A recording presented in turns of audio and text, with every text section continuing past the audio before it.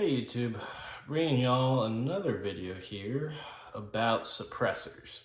Um, and whether or not really, it's worth getting into it and paying, all the NFA fees and getting into the world of NFA items. So right now I've only got two, running the Surefire SOCOM Mini 556, and then I've got a Dead Air Sandman S. So this is the middle length model that I think is probably the most popular of the Sandman series, but the K, I've started to see a lot of videos on that one too.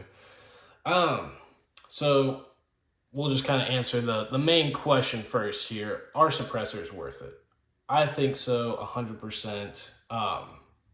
Especially if you have the ability to pick one up, I really recommend it. Um, there's a lot of misconceptions on the purpose of it. The way I look at these items is, first and foremost, they are a flash hider more than anything. Um, so that's kind of where I judge a suppressor, is not necessarily on the decibel levels, is more, a secondary consideration, but more over how well that they reduce the flash. On a 16-inch barrel with 5.56, this thing is great. On something smaller, like on my 12.5 Commando Car 15, it does not reduce noise nor flash as well as it does on a 16-inch, but I think it's better than running nothing. And then on the Sandman, I have run, goodness, 300 Blackout, 7.6239, and 5.56 all through this can. And it's really handled all of them great. Not really crazy rates of fire, but, definitely done a mag dump or two through each of them, gotten them pretty hot, and they've performed great. The locking mechanisms are different on each. So on the Surefire, you've got kind of their ratcheting collar system, which in here, if you guys can see, that little notch is what goes around a war comp or any one of their flash hiders or muzzle devices, and then the whole thing just kind of cranks and ratchets like so around your collar. Pretty solid. I gotta say, between the two here, I prefer the Surefire collar, just because on the Sandman here, which they have their own kind of ratcheting mechanism that, goodness, there we go, just kind of cranks on and off like that. Their chemo system, I have had this loosen on me, which can be potentially catastrophic, because if this can loosens, it's gonna wobble on the end of your muzzle and then potentially have a baffle strike. And then also the what's it called? The carbon locking. Not really had an issue with either one of these. The main thing is the maintenance of it. So I always try to, especially on the Surefire, get in here in this little notch around the collar and clean out any sort of built up carbon on there. That's where I've kind of seen these have the most issue. Is I think more of it has to do with the muzzle device you're running. So like a war comp with the ports, I think it's kind of pushing gas right up into that area between the exterior of the collar and the interior. And that's what can kind of lead to carbon locking on the Surefire cans.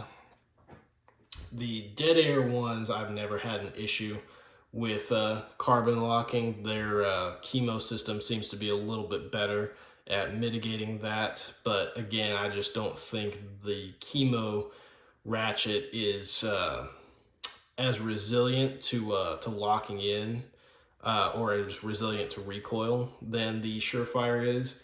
But again, the Surefire gets dirtier faster than the chemo, I've noticed. So kind of getting into the maintenance, one thing that I have found to be a cool at-home remedy, if you mix up what's it called? Hydrogen peroxide with white vinegar and pour that mixture into here, it eats the carbon away. So that's a quick little at-home tip that you can use to clean out the baffles and really kind of get that built-up carbon to dissolve or loosen up, so that way you can get in there with a pick or a brush and kind of get all that gunk out. Versus just doing like the typical solvent baths that a lot of people will do to get these things all cleaned out and such. The Sandman is a little bit easier, or not a little bit, it is definitely easier to get in and clean this thing out because you have these removable end caps, as well as you can take the ratcheting collar off to really get in there and scrub out the baffle system. I will say, so I've not noticed too big of a flash difference. I've got the 556 end cap for the Sandman, and then this one's running the 762 because it is going on the 8K at the moment. It has not made that big of a difference, I've noticed, between 556, whether or not you're running the 556 end cap or the 30 cal one. So maybe at night, that would be cool to get out and do some footage testing that to really see whether or not there is a big difference in flash.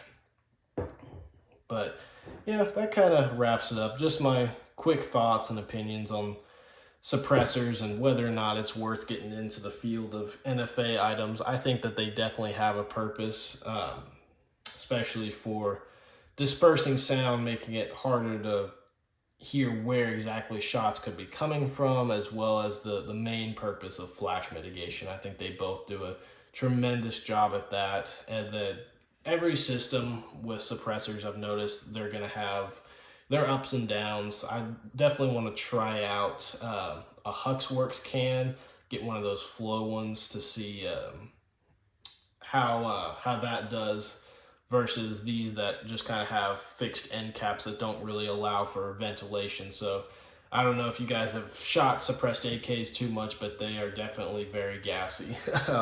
You get a lot of blowback, as well as on an AR platform, you're really kind of eating that gas.